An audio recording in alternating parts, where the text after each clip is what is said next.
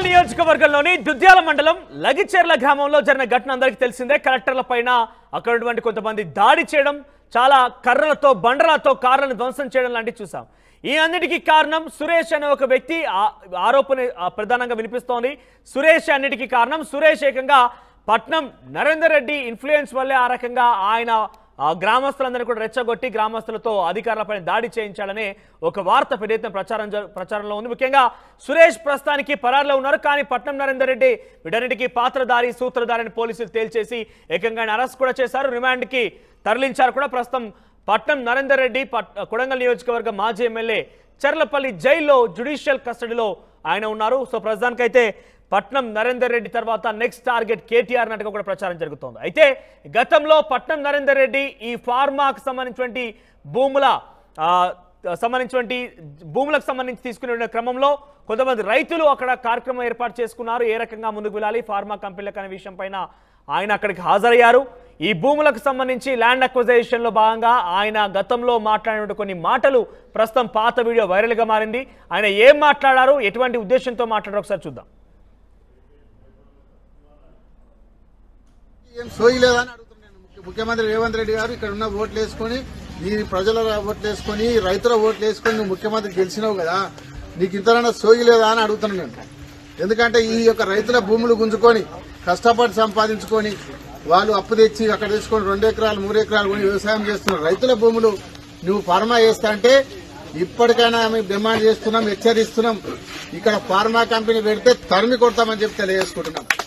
ఆఫీసర్లు వచ్చినా అధికారులు వచ్చినా ఎవరు లీడర్లు వచ్చినా కూడా ఈసారి పెద్ద ఎత్తున మొన్న జరిగింది చిన్న ఉదాహరణ అనుకోండి. మీరు అంతకన్నా ఎక్కువ డబ్బులు ట్రిబుల్గా మీకు గ్రామాలలో ఎక్కడికి వచ్చినా కూడా తరిమి కొడతామని కాంగ్రెస్ నాయకులను గాని ముఖ్యమంత్రి రాని కాంగ్రెస్ నాయకులు రాని కలెక్టర్ రాని ఎవరు వచ్చినా తరిమి కొడదాం.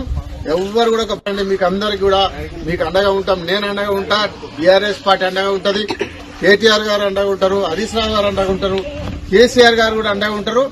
నిన్ననే కేటీఆర్ గారితో మీటింగ్ పెట్టి చెప్పినా ఎంతో చెప్తే చాలా చూసినాడు.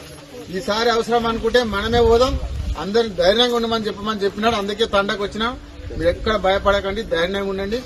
మళ్ళోసారి వస్తే కేటీఆర్ గారిని తీసుకొని మనం ఇక్కడికి వచ్చి పెద్ద ఎత్తున ధర్నా చేసి ఎవరు వస్తారో రాని, పోలీసు వాళ్ళు వస్తారా, అధికారులు వస్తారా, కాంగ్రెస్ లీడర్లు వస్తారా, ఎవరు వచ్చినా తరిమి కొడదాం.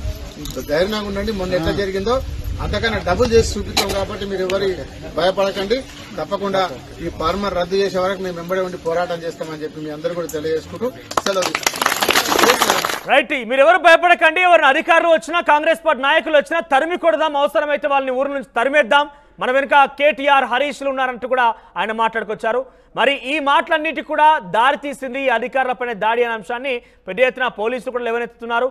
పట్నం నరేందర్ రెడ్డి ఆదేశాల మేరకే సురేష్ అనే వ్యక్తి తన తోటి గ్రామస్తులందరినీ కూడా రెచ్చగొట్టి ఈ రకంగా అధికారులపైన దాడి చేయించాలని చాలా క్లియర్ గా పోలీసులు చెప్తున్నారు. పట్నం నరేందర్ రెడ్డి కన్ఫెషన్ స్టేట్మెంట్ లో కూడా చాలా కీలకమైనటువంటి అంశాలని పొందుపరిచారు. ఒకసారి మా ప్రతినిధి మధు దగ్గరికి వెళ్దాం. మధు, గతం నుంచి కూడా ఈ ప్లాన్ ఇప్పటి నుంచి మొదలైనది కాదు, చాలా ప్రీ ప్లాన్డ్ గా జరిగింది.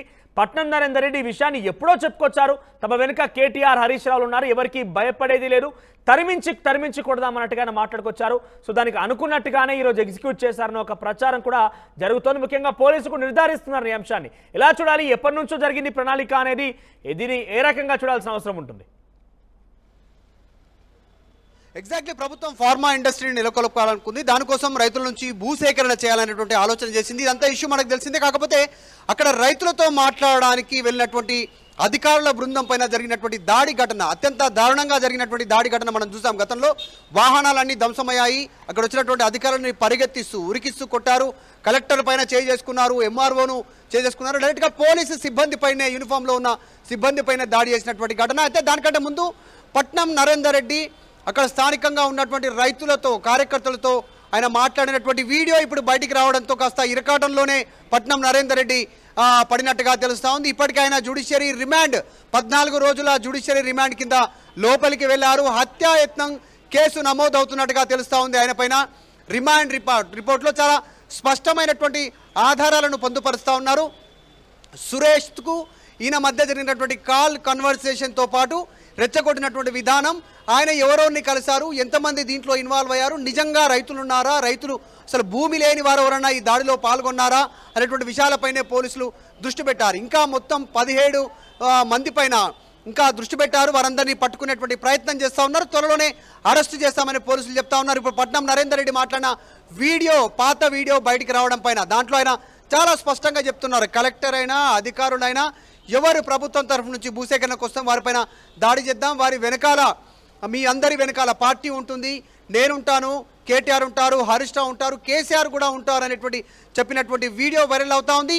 ఈ ఆధారంగా ప్రభుత్వం ముందుకు వెళ్తా ఉంది. ఇప్పటికే ఆయన జ్యుడిషియల్ రిమాండ్లో ఉన్నారు.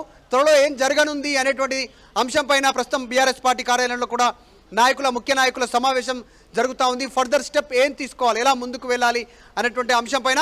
సో ప్రభుత్వం చాలా ఆగ్రహంగా ఉంది అధికారుల పైన జరిగినటువంటి దాడి పైన. ఎందుకంటే డైరెక్ట్ గా కలెక్టర్ పైన దాడి, అక్కడ ఉన్నటువంటి కీలక అధికారుల పైన చేసినటువంటి దాడి విషయంలో చాలా సీరియస్ గా ముందుకు వెళ్ళాలని ఆలోచన చేస్తాం.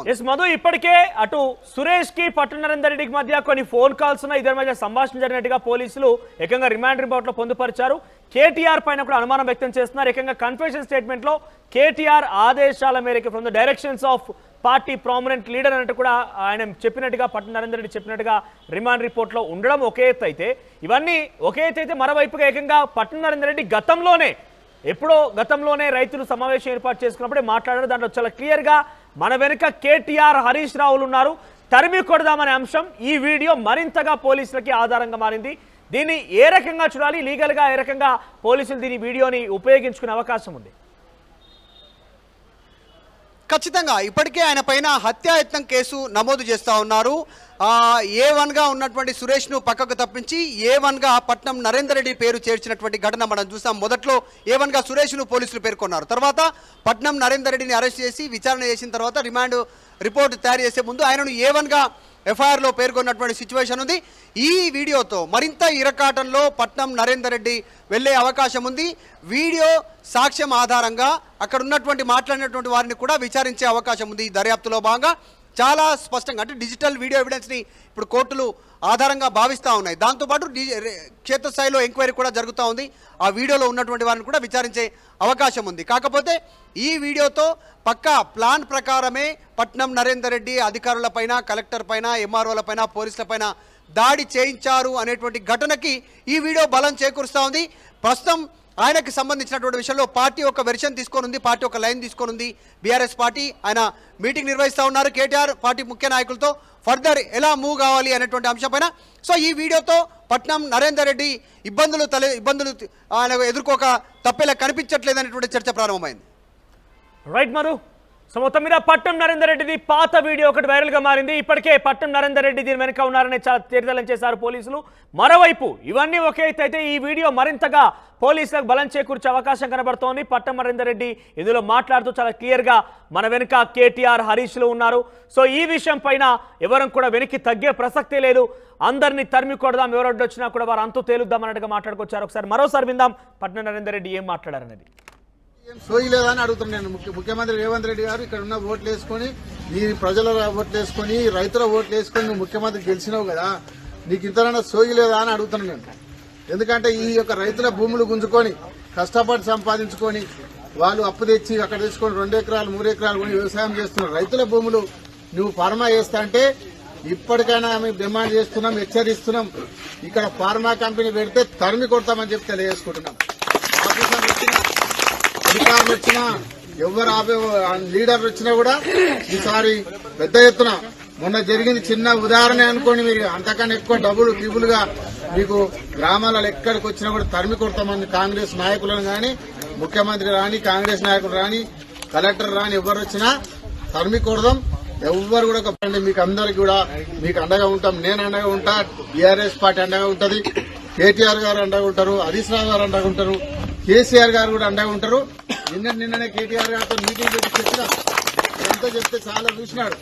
ఈసారి అవసరం అనుకుంటే మనమే పోదాం, అందరిని ధైర్యంగా ఉండమని చెప్పినాడు. అందుకే తండకు వచ్చినాం. మీరు ఎక్కడ భయపడకండి, ధైర్యంగా ఉండండి. మళ్ళోసారి వస్తే కేటీఆర్ గారిని తీసుకొని మనం ఇక్కడికి వచ్చి పెద్ద ఎత్తున ధర్నా చేసి ఎవరు వస్తారో రాని, పోలీసు వాళ్ళు వస్తారా, అధికారులు వస్తారా, కాంగ్రెస్ లీడర్లు వస్తారా, ఎవరు వచ్చినా తరిమి కొడదాం. ధైర్యంగా ఉండండి. మొన్న ఎట్లా జరిగిందో అంతకన్నా డబుల్ చేసి చూపిస్తాం కాబట్టి మీరు ఎవరి భయపడకండి. తప్పకుండా ఈ ఫార్మర్ రద్దు చేసే వరకు మేము వెంబడి ఉండి పోరాటం చేస్తామని చెప్పి మీ అందరూ కూడా తెలియజేసుకుంటూ సెలవు.